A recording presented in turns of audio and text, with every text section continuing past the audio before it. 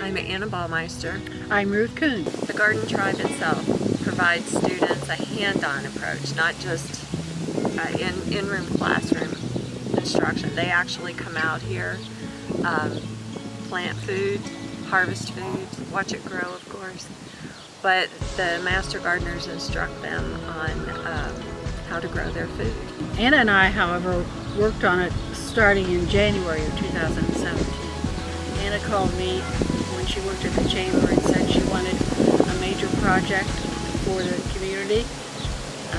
And so she and I discussed it, and I said I've always thought about a schoolyard garden, and she just loved that idea. So between the two of us, we started working on plans. We read everything we could read. We visited a garden in Dayton, which was fabulous. It was fabulous, and we learned what not to do and what to do.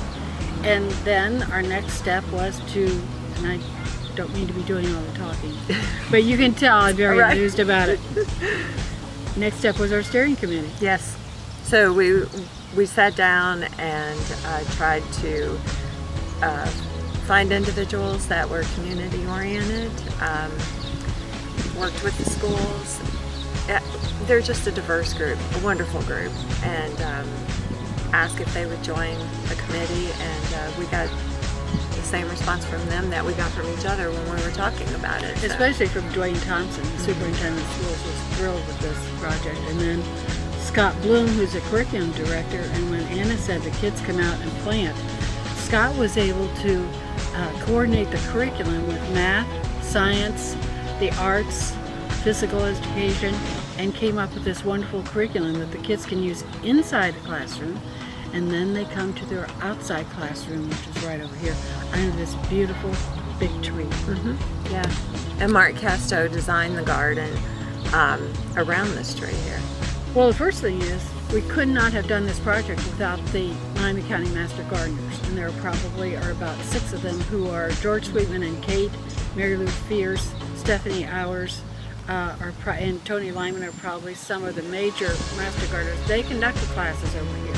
So they plan the lessons, they do the instruction, and then what they did was they aligned each child. There are 250 kids, if you believe that, in Piqua City schools, and there are 12 in Piqua Catholic. Piqua Catholic has their own raised garden. We have 13 raised gardens in the garden. I know I'm getting off of the question you asked me, but it all leads up to this. But the 250 children in Piqua City schools, they work in 12 gardens. Now, that means that each one of the children share a 12 by 12 little square in the garden. And we'll talk a little bit about our plans, but we have found out that we need to increase our gardens so the children can have more of a little plot. But anyway, so the Master Gardeners come out, they teach them about the earth, they teach them about the nature and their environment, and then they finally plant their seeds. And what do they have this year now, Anna? Kale, carrots, sweet peas, which are still growing, lettuce, radishes, yes, radishes. So on May the 22nd, they had their harvest day, and it was a glorious day in the garden.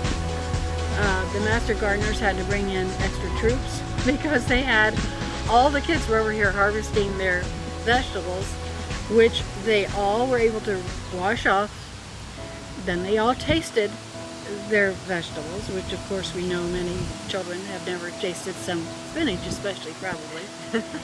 Radishes. Or radishes, yes.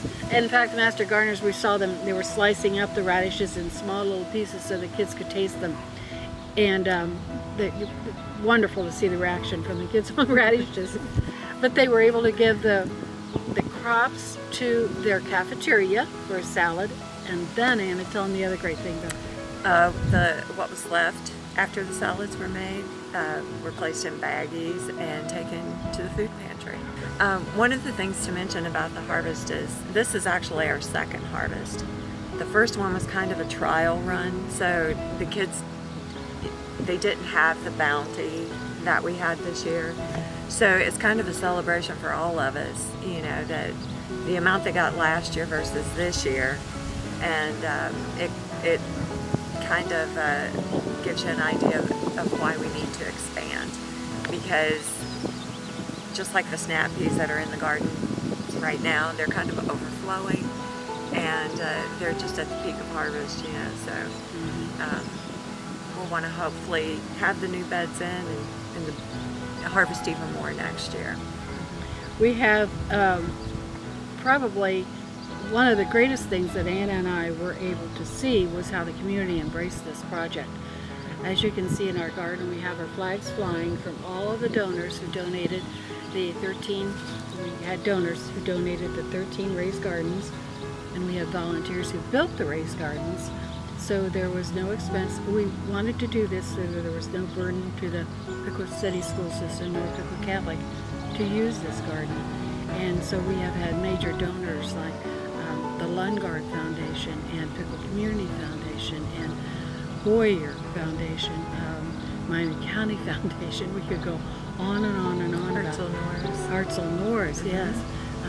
Awesome Piqua. We're going to plan a wonderful plaque for all of those major donors, but there's still work to do.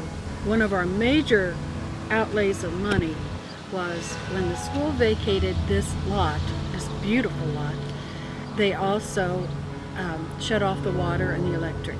So Anna and I had to come up with funding to reinstall the water and the electric, in which we have been able to accomplish. Yes. As well as this wonderful 6-foot black powder coated fence that we absolutely love because it doesn't look like a regular chain link fence. It looks like it kind of disappears almost, and it does match the new school fence across the street. We have found it's wonderful to drive by this lot and not only see our garden children here, but you see other teachers reading to their children under the tree. We see exercise classes. And the principal has told us that the garden lot has become so popular with the teachers and the children that they now have to put it on their computer and they have to sign up to come over and use the lot. So it's just a wonderful, wonderful spot. Yes. They have different tribes in the school. And it took us a long time to come up with a name. But actually one of my co-workers, we were just tossing names back and forth, and we would take them back to Ruth, and nope, that's just not going to work. You know, it just didn't fit, which was actually what we wanted, it to just go along with, you know, with what the school had going on. So I gave Ruth a list of names, and Garden Tribe won, and it works perfectly. And Brian Quinner was the one that envisioned the sign and created the sign and donated the sign, and it's amazing. It's a 3D. I don't know how to make signs, but it's a 3D design, and it'll capture your attention when you drive by either side of it. So it works. It works. We were extremely grateful for him donating that sign. And Anna, the one thing we forgot to mention also was when we came up with this concept, there is this green space right in front of the garden site, and we need to have a walkway for the children to be able to walk to school and not walk through the grass. So had a generous donation from Piqua Concrete and from Grissom Construction, and they constructed that wonderful concrete pathway for the children to be able to come from the new school over here to the garden site. The shed was donated by the Awesome Piqua Foundation. Did I said Yep. Yeah, the Awesome Piqua Foundation. And if you look on it, it's actually noted as the Awesome Piqua Shed. Yes. Again, we had volunteers that put the shed together. Russ Fashner and Jim Robinson. And then we came back a couple of days later on the day of the eclipse, and it was the hottest day of the year, and painted it. And it blends beautifully, as you can tell. But we hope to have a couple of more actually in the garden because we need it. We're growing, and We need storage and places to keep our benches and supplies. That was the one thing that Anna and I found when we did our research is they told us, everyone advised us to start small, not to go overboard and build a whole bunch of raised gardens, because you need to see how they're going to be used and how successful your project is. Well, it is so successful that now we need to double our raised gardens so the children can have more space to plant. And then we're talking about, we're going to be adding security lights all around our garden now that we have the electric in. And we are possibly talking about adding native trees to Ohio so the kids can learn more about things about their state. It just keeps growing. A pollinator garden we're talking about. Edible flowers. We put spoutings on the shed, and then Russ Fashioner equipped it so that, and then Anna got the rain barrels. Yes, Miami County Conservancy, I believe, was the one that we purchased the barrels. But when we got them and brought them in here, they had to be modified, and Russ was the one that worked it out so that we used the shed, because I don't know what the mounting and all of that had to be reworked, and we managed to do it. We have amazing volunteers. We have the great ideas. We can take it to them and then just say, please help. And we've added one compost container where the master gardeners want to teach the children about that. It's all organic. It's all natural planting, and the children actually do learn where their food comes from, which is so amazing. I wish I would have known some, and all of that they're learning about. And we hope that maybe this is not just during the 5th grade, that they're going to continue this, and maybe even in later life they'll remember when we were in 5th grade and we had this wonderful garden, and they'll be able to do that, be able to have a garden again. And right now we're the biggest one in Miami County. So yes. And we're we quite won happy about a number of awards, including the Great State Award, Connect with Nature. We have that sign on our gate. And we're a friend of the Piqua City Schools now. Yes, which is got an that incredible award. honor. Yeah. And Mark Casto won the Hinch Community Service Award this year in May, and with that award came a $1,000 donation to our garden. Yes. So he is going to be planting some edible flowers here in our garden. You can see how it just expands. It just goes on and on and on, but we really couldn't do this without all these wonderful volunteers, generosity, and the financial support from so many people. We're both into making sure that the city of Piqua is a leader, and of course Anna, with her phone call to me from the Chamber of Commerce, was thinking, how can the Chamber of Commerce become a leader in a project here in our community? And since that, then we have found that the city has really embraced this. In fact, Anna, tell them about the website. Yeah, we have a page now on the City of Piqua's website, and it tells about the garden, and there's some beautiful photos on there of the kids interacting in the garden.